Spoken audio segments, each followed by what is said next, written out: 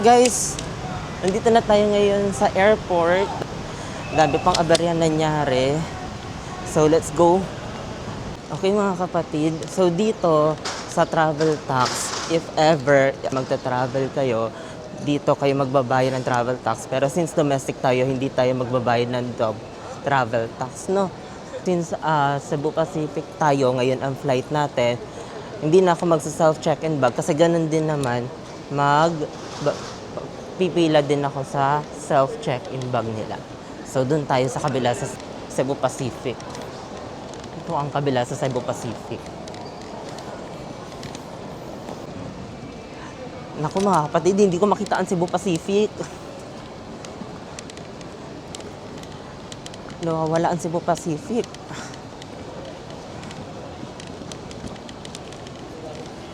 Pero sige na nga, mag-self-check-in na tayo. Ito ang self-check-in pala. Pakita ko sa inyo. Ayan. So, ganito ang self-check-in, no? Pero sige, mag-self-check-in muna tayo. Ito ang itsura ng self-check-in, no? Ayan, ganyan siya. Sige, diretso tayo Cebu Pacific. Kailangan natin mag-check-in. Baka marami ng tao. Honestly speaking, hindi ko pa sure kung makakapag-breakfast pa ako, pero titingnan ko, no? It's early in the morning. By the way, time check, it's already 6:50 a.m. So, tingnan natin kung makapag-breakfast pa ako. Hihingal ako, Okay, so ito na yung Cebu Pacific. Dire-diretso na tayo.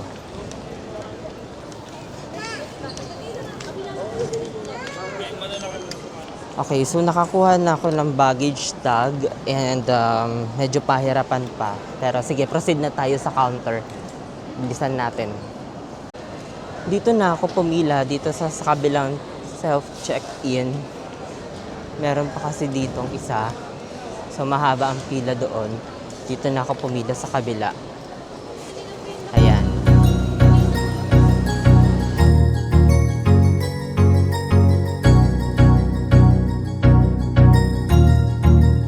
That's good.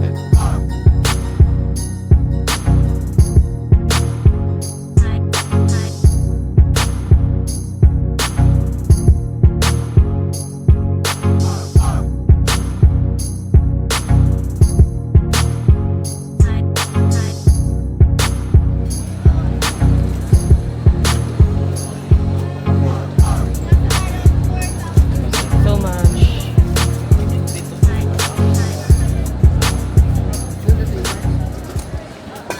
Alright mga kapatid, nakapag-check-in na ako. So let's proceed sa security. Check-in ko na yung baggage ko.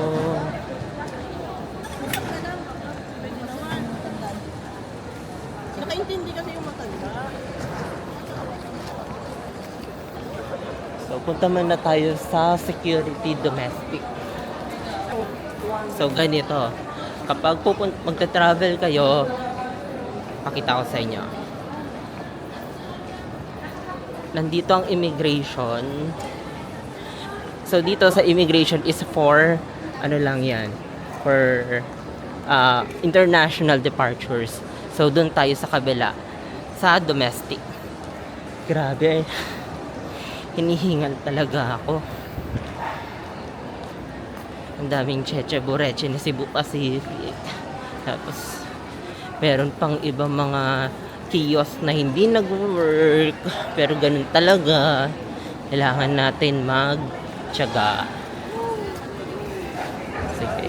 A few moments later. Alright, so mga kapatid, natapos na tayo sa security. Ayan sa likod ko. Success na tayo. Yun na yung final. So, let's go. Tayo magba-breakfast na. It's already 7:30 in the morning. Saan kaya tayo pwede mag-breakfast? So, ito. Ayun, may Cinnabon pala. Tapos, meron dito currency exchange if you wish to do currency exchange, no? Saan kaya pwede mag-breakfast? Mahaba pa guys ang oras natin. So, tingnan natin kung saan tayo pwede mag-breakfast.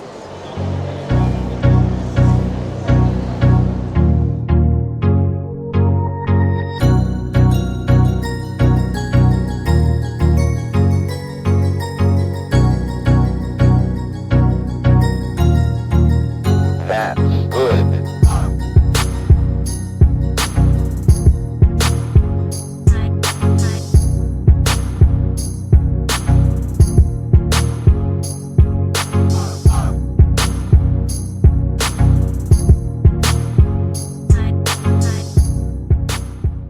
Twenty minutes later. So, as of the moment is 8 o'clock in the morning already. So, medyo may oras pa tayo. Isang oras, maya-maya pa ang boarding. Possible mga boarding nito, mga 9:15. So, approximately 1 hour pa tayo. And then, mag-breakfast lang muna tayo. Lasa ng cinnamon iced coffee nila is okay naman, sakto lang sa palasa. Hindi naman masyadong sweet, no? Supposedly kasi yung cinnamon talaga yung gusto ko yung kainin ko. Yung cinnamon roll nila, kaya lang kasi wala na. Meron, pero yung maliliit lang na size. So, ayoko naman nun. Tapos, ito nagkaroon pa ako ng sugat kanina. Ayan. Kasi nadapa ako kanina dahil ang bigat ng dala ko. Pero sige lang, okay lang. It's part of our travel, no?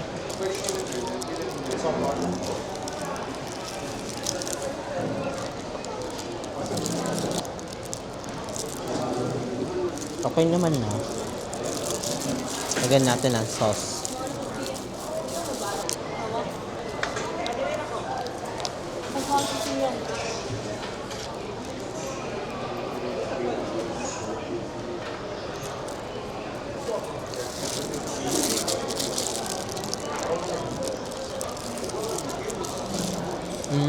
Pwede na. Okay, so ganito yung bagong NAIA Terminal 3. So meron na ditong parang siyang food court. So dati wala ito ganito dito. Wala siyang ganyan. Although kanina, naintindihan ko naman kasi bagong implement pa lang naman yung mga self-check-in counters or yung mga self-check-in kiosk rather, no? So, anyways, marami naman yun. Buti na lang at least maaga tayo nakarating dito at nakapag-breakfast na, no? So, okay na rin. 8:16 in the morning. So, hintayin lang natin mag-work tayo. Gladly guys, buti na lang talaga naisipan ko na hindi na magdala ng luggage na trolley kasi alam ko talaga mahihirapan ako. Likewise, yung kanina sa nangyari kanina sa akin.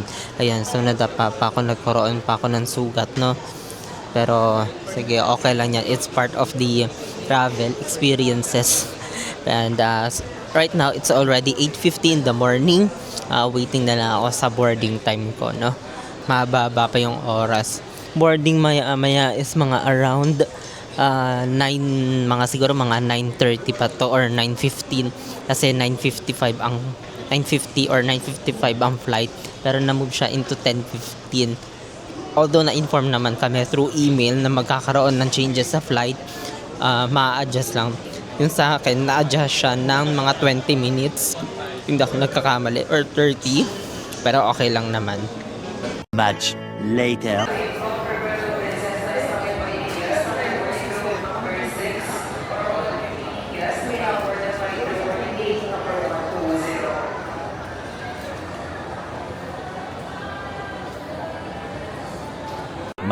Much later.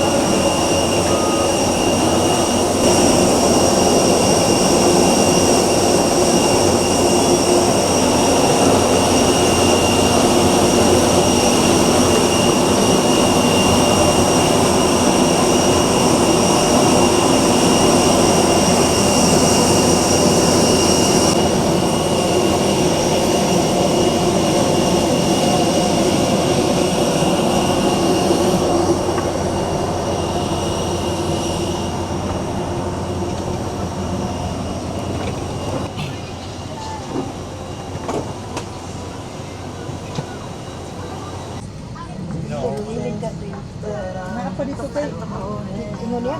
O pa sa bawa pa man. Let's do siya.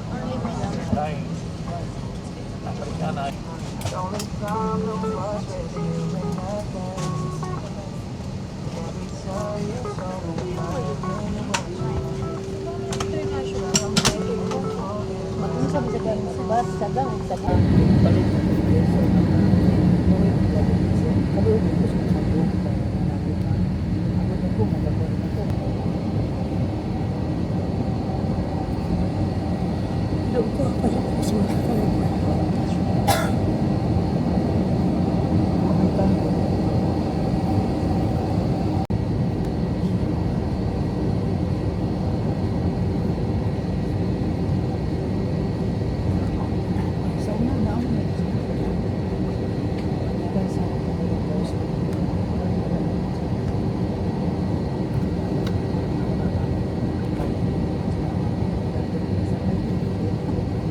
Cebu 565 runway heading 4,000 feet on a 24 third 4 day off. Runway heading 4,000, takeoff Cebu 565. Look up your calling tower, coming in garbled. Look up your 5777 tower.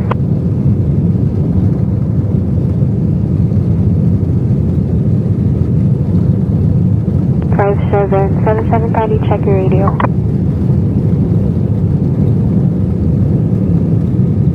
Need a 484 traffic and for hire 1244. Good day.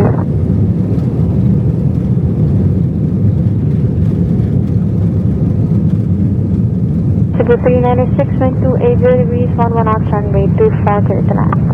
Clear to land, 24, Cebu 396. Channel 701, contact airport 21.7, good day. That's fine, Channel 70. 486 left Juliet, hold short of Papa. Left Juliet, hold your Papa, Cebu 486. Look up there 5777. Cebu 565 departure 124.4, good day. 244, good day.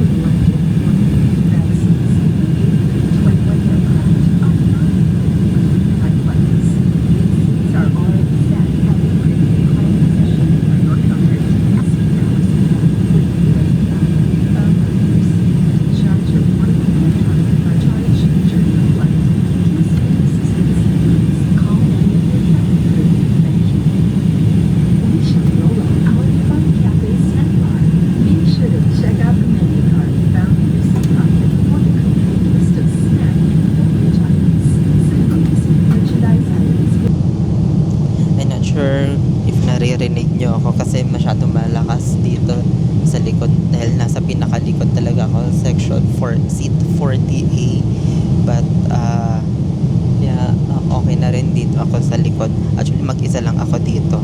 And anyways, we are now already cruising at around 20,000 feet of altitude, heading Cebu City or Macta Cebu International Airport. In about 1 hour paglalanda rin kami. Actually ito lang talaga yung cons ko dito sa likod, no. Masyadong malakas yung sa tenga. Ayan, medyo umiikot tayo, gumagano'n tayo ngayon. Heading for mga route dito sa Sky kasi kung sa kalsada meron tayo mga kalsada, no, may mga Rose Avenues, no. Dito naman sa ere meron din tinatawag na airway, no. So I'll put it in the section below, pero yun ang tawag na yun yung tinatawag dun sa aviation industry. Kaya masakit yung tenga pag lalo na kapag nasa likod.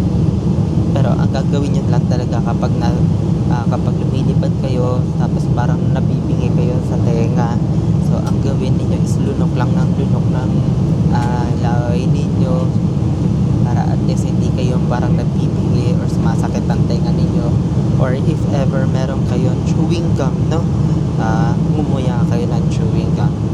So it will definitely a big help for you to ease the pain or something that is not comfortable that you feel during flying. A few moments later. Yung mga kapatid, we're experiencing some turbulence, minor lang, pero doable naman ito, no? So yung push cart ng mga cabin crews, bumalik na muna sila sa kanilang stations. Yan, sumasakit na naman tenga ko. So everyone needs to go on their own seats. Kindly buckle fasten your seatbelts for your safety. So we experience some turbulence as of the moment na. And it's already 11:15 in the morning. Actually, ang clean kasi ng air dito sa Tere. Kapag masyadong clean ang air or parang masyadong clean ng air, minsan kasi nagkakaroon tayo ng tinatawag na turbulence, no? So, papakita ko sa inyo.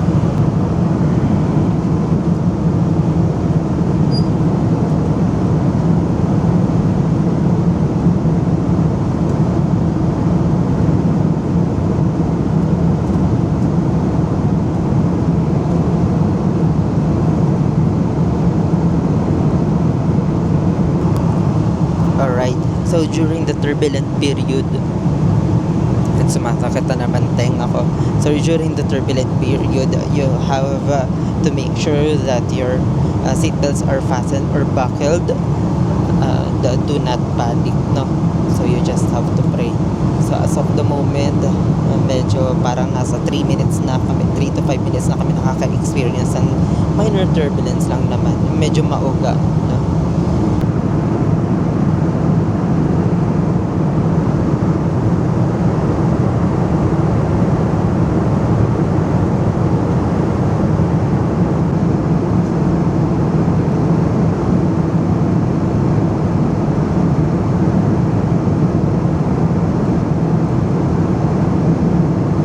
A few moments later.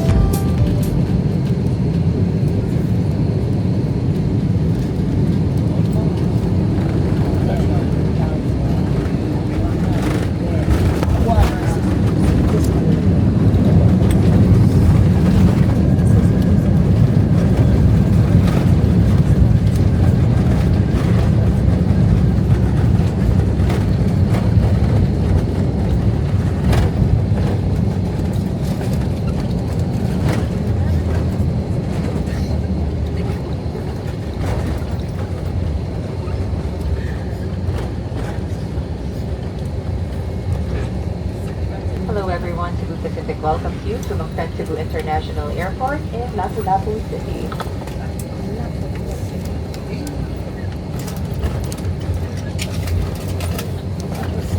Ladies and gentlemen, we have just landed.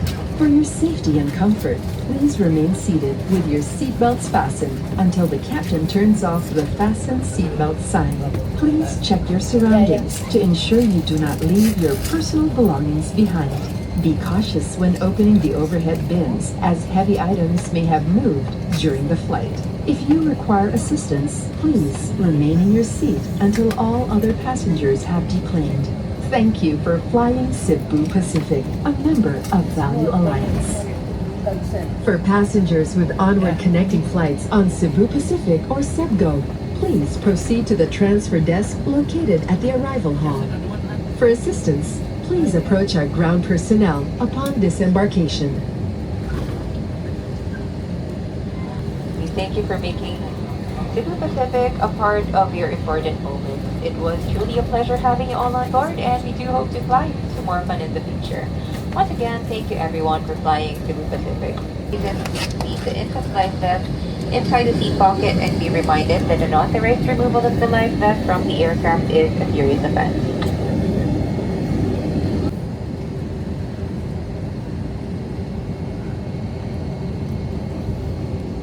Cabin crew disarm doors for arrival and cross-check. Passengers, please remain seated.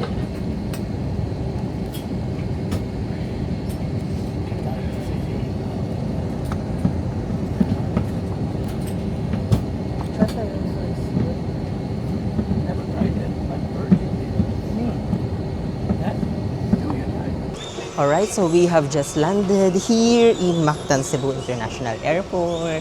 So magsa-celebrate na tayo ng ating Sinulog Festival. So I'll just make it fast dahil sobrang daming tao ngayon.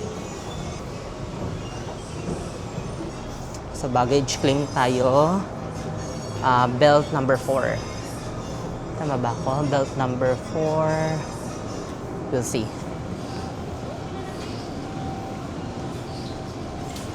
Alright guys, so nakuha na natin yung luggage natin. Ito yung luggage natin. So I used this also when I went to Boracay last 2024. So that was my last flight travel. No? So this would be my second one. So ngayon, charge na muna tayo kasi lobat na ako ng battery.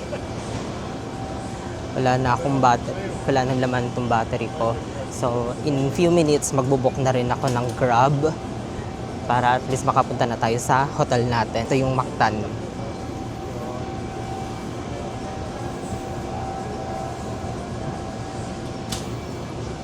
Medyo warm dito in fairness. Pero sige, let's go. Alright, so here we go. We have just landed here in Mactan, Cebu International Airport. So yeah, magsa-celebrate na tayo ng Sinulog. For now, charge lang muna tayo. No? Ayan.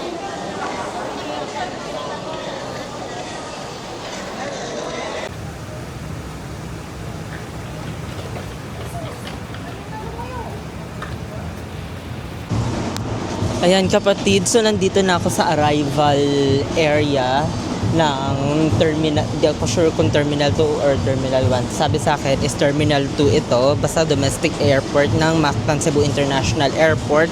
So I'm just here waiting dito sa rider na nabook ko, which is through Maxim. Ayan, waiting na lang ako sa rider. Approximately 15 minutes siya. So ito yung amount niya is 330 pesos. So, pwede na rin. The problem is, wala masyadong mga Grab dito. So, famous dito kasi is Maxim na parang basta TNVS siya na approve dito sa Cebu. Yun yung sikat dito sa Cebu, no? I'm just waiting here. At meron doon nagtatambol. Makita ko sa inyo.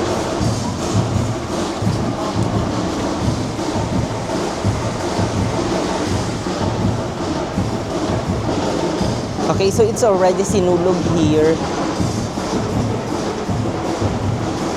I'm not sure kung nakikita nyo yung mga nagtatambol. So, just waiting lamang ako. Mga 15 to 20 minutes nandito na siya. Hintayin ko lang si Manong.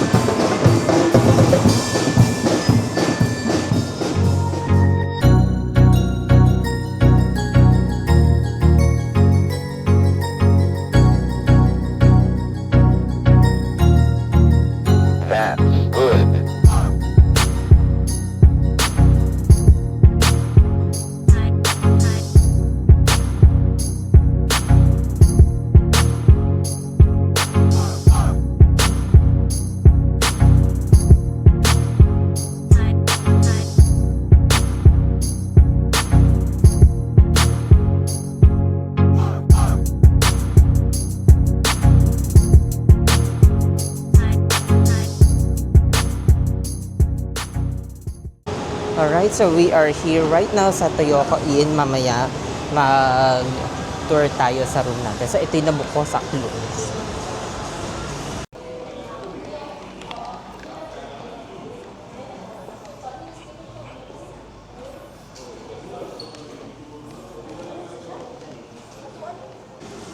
Okay, kapatid, pagod na ako. 2 oras pa lang yung tulog ko. I still have at least 30 minutes. 30 minutes now waiting. As of the moment, it's 2:30 in the afternoon. Wala pa akong lunch. Gutom na ako, pagod na ako. Gusto ko na talaga actually kumain. Pero we'll see kung ano ba mangyari. Medyo masyado lang talaga mabilis yung mga oras ngayon dahil pupunta pa ako ng Basilica, but hopefully makapasok ako mamaya sa Basilica. And also the problem right now here in Cebu as of the moment, sobrang init, no? Pero okay lang yan. Sige, that's part of the travel eh. Sige, go lang tayo. Ginusto natin ito. Hintayin ko na lang muna until mag 3 o'clock in the afternoon. So, nagpa-request na rin ako for high floor kasi yun ang gusto ko, high floor. Nakapag-check-in na rin ako. Waiting na lang sa call nila. And after nun, paliligo muna ako. Try ko makapag-freshen up. Pero, especially mas gusto ko na talagang kumain kasi nagugutom na ako. Konti pa lang yung kinain ko. As early as before 4:30, gising na ako in the morning. Little longer than a few minutes later.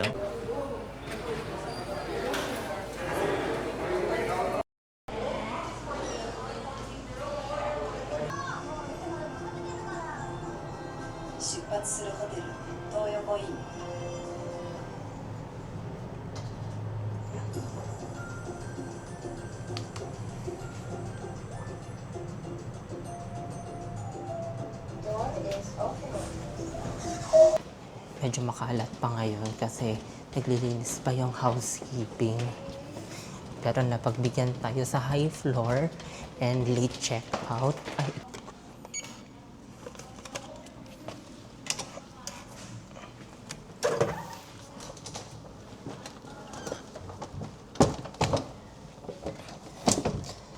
Hello mga kapatid! Ay, sa wakas, makapag-stay na rin, makapagpahinga na rin. I'll give you a room tour, probably mamayang gabi.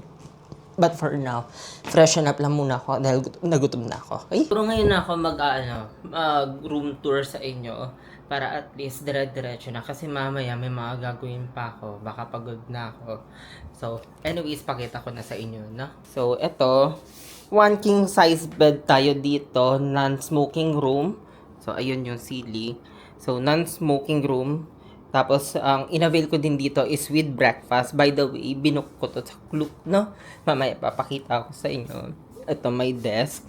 Tapos, meron ding lampshade. Tapos, dito yung desk. So, medyo makalat na yung gamit ko ngayon.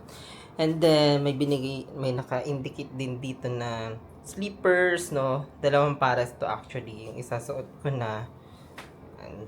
And then may mini ref, may safety box, no? Tapos may TV, and then salamin. So, mirror. And then with the vanity mirror also, no? Ayan, vanity mirror and hair blower or hair dryer. Tapos may Bible din dito. And then first sa restroom. So, ayan, ganyan siya. So, parang siyang talagang pan-Japanese style, no? Itong, first time ko nakakita nito, ganitong actually na bowl, yung may heater or may washer sa bambam natin. Alam mo na yun. Ayan. So, mamaya, or sa mga susunod na araw, or may bibukas, no? Try ko yan. Yan, yung mirror. Tapos, may pa-dental kit na din sila dito, no? And then, ito yung bowl. Tapos, ito, bathtub, and then, shower. Yan, yung rain shower nila. So far, okay naman siya. Malinis. Simple, pero malinis siya. Okay na ito, no? Maganda na rin naman na siya.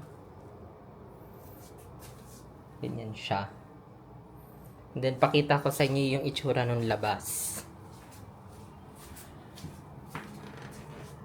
So, ganyan to.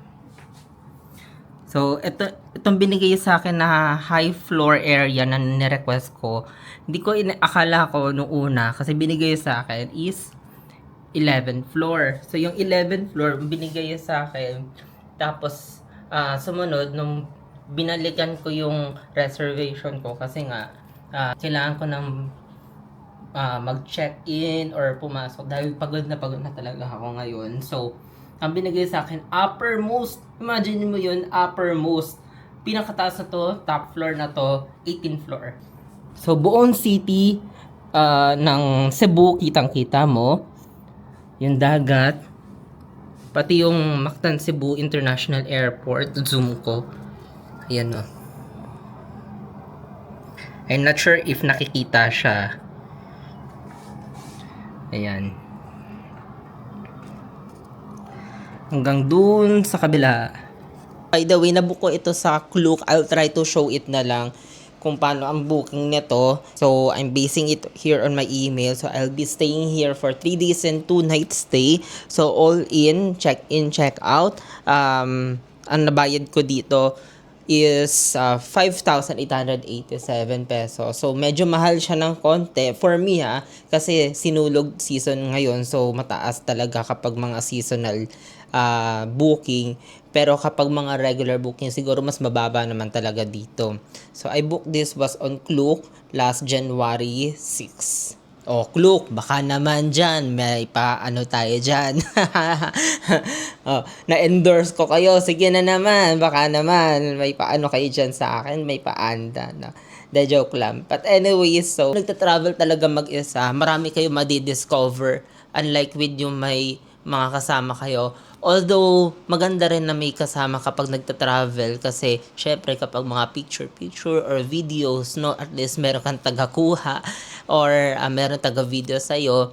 But in other ways or forms, no, kung sanay ka din sa mga solo traveling katulad ko, so, tuturuan ko kayo kung paano mag-solo, no? And, mahirap kasi ikaw lang mag-isa, pero kung kaya mo, kakayanin mo talaga. Ako nga, kinakaya ko to. Gutom na ako, pagod. So, ginusto ko to. Panindigan natin, 2 oras na pa lang ang tulog ko. So, good luck sa akin ito. Tapos pupunta pa ako nito ng Basilica. And I'm not sure kung anong oras pa ako makarating or anong oras ako makapasok, or good luck sa akin kung makapasok sa akin ako sa loob ng Basilica. Pero hindi ko mga kapatid maipapangako sa inyo, no, kung makakapasok ako ng Basilica dahil sobrang daming tao ngayon doon sa around ng Basilica Church of Santo Niño de Cebu dito sa Cebu City. And at the same time, buong kalsada doon around the Basilica is sarado na. Colon, starting Colon, medyo sarado na rin. Traffic na. Sabi sa akin din na yung mga sasakyan nakahinto na. Best way and possible na lang ngayon is mga habal-habal or yung mga motor dito katulad nung angkas, joyride, no? Or meron man joyride dito? Hindi ko lang sure, no? Comment down below kung may joyride dito. Kanina sa airport, hirap ako mag-book ng Grab kasi wala masyadong Grab. Buti na lang I search few days ago or weeks ago about Maxim. So, nakapag-download na rin ako, nakapag-create na ako ng account sa Maxim. And buti may nakuha ako na kotse or ride-hailing sa Maxim app. So, nabayad ko doon 130 pesos pero may surcharge pa dahil daw nga sa malayo daw ang vicinity kasi ang airport is nandun sa Mactan Island. Nandito ako sa Mandaue City, Cebu. Nandito yung hotel ko. So, wala naman akong choice kundi bayaran na lang kasi nakarating na ako dito sa hotel. Hindi rin naman ako taga rito sa Cebu, no? So, pinayaran ko na lang. For now, it's already 10 minutes before 4 p.m. Maliligo na ako and then at the same time, wala pa akong lunch, guys. I'll try to look for someone else na meron dito na pwede kong makainan. And after lunch, diretso na tayo Basilica. For sure, ang dami ng tao ngayon. Marami na rin ako nakikita kanina dito sa hotel. Naka-makeup na sila, naka-prepare na sila lahat. Pupunta na lang sila doon sa Colon. So, tingnan ko kung ano mga ganap doon. Pati doon sa Osmeña. let's see, bahala na ang Diyos. Bahala na si Santo Niño sa akin kung saan ako mapadpad mamaya. Let's go! Okay, so mga kapatid, as of the moment, it's already 5:10. Hindi na ako kakain sa labas. Siguro mamaya na lang dinner dahil habulin ko talaga yung oras ko. Nakapag-freshen up na ako, nakaligo na ako, nakapag-BS na ako, all in. So I just have to go doon sa Basilica, pero most likely hindi ako maglalakad pa ako niyan. Mahaba-haba ang lakaran. For now, I'll be ending this video. Medyo mahaba na rin ang vlog and I'll do a separate video on the next one. So, bye for now.